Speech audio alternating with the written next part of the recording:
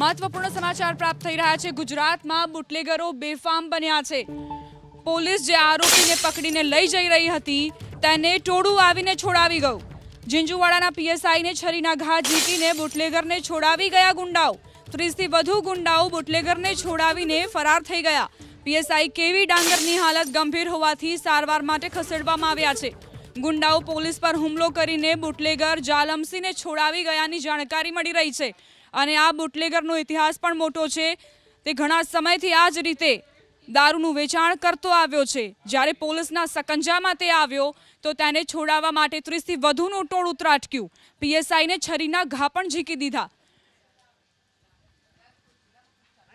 સુરેન્દ્રનગર જિલ્લાના દસાડા તાલુકાના ઝીંઝુવાડા ગામે પોલીસ ઉપર હુમલાની ઘટના બની છે। જિલ્લા પોલીસ વડા પહોંચ્યા છે સ્થળ ઉપર। હાલમાં કોમ્બિંગ ચાલુ છે। સાહેબ, કોના ઉપર હુમલો કર્યો તો, કેટલા લોકો હતા અને કેટલા લોકો ઈજાગ્રસ્ત થયા છે? ઝીંઝુવાડા પોલીસ સ્ટેશનના પીએસઆઈ શ્રી ડાંગર, જેમને સમી પોલીસ સ્ટેશનનો એક પ્રોહિબિશનનો જે વોન્ટેડ આરોપી હતો, જેને પકડવા માટે શંખેશ્વર પોલીસે 2 દિવસ પહેલાં એક લેખિત યાદી ઝીંઝુવાડા પોલીસ સ્ટેશનને આપેલી હતી।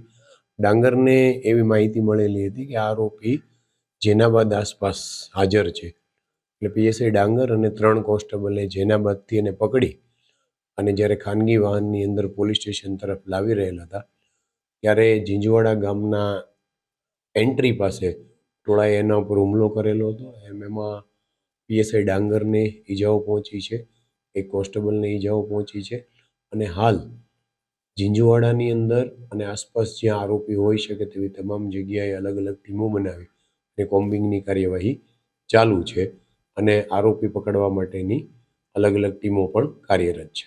સર, આ જે આરોપી હતો કોણ હતો, શું નામ હતું અને કેટલા લોકોએ હુમલો કર્યો હતો? જે પકડવા ગયેલા હતા એ આરોપી જાલમસિંહ નામનો ઝીંઝુવાડાનો વતની છે, જેની વિરુદ્ધ પ્રોહિબિશન અને અન્ય લૂંટ, મારામારી સહિતના ગુનાઓ ભૂતકાળમાં દાખલ થઈ ચૂકેલા છે અને અન્ય સાગરીતો છે જેમના નામો મેળવી અને એની વિરુદ્ધ ગુનો દાખલ કરવાની તજવીજ ચાલુ છે। તો દારૂના કેસમાં છેલ્લા ઘણા સમયથી જાલમસિંહ વોન્ટેડ હતો અને તે જ્યારે પકડાયો તો એક આખી ટોળકી આવી ગઈ અને તેને છોડાવીને ફરાર થઈ ગઈ। અત્યારે પોલીસ પ્રયત્ન કરી રહી છે તમામ આરોપીઓનું લોકેશન ટ્રેસ કરીને તેને જેલ હવાલે કરવા માટે। જોકે પોલીસનો ચુસ્ત બંદોબસ્ત પણ ત્યાં ગોઠવવામાં આવ્યો છે। પોલીસ તપાસ કરી રહી છે, શોધખોળ કરી રહી છે એ ટોળકીની।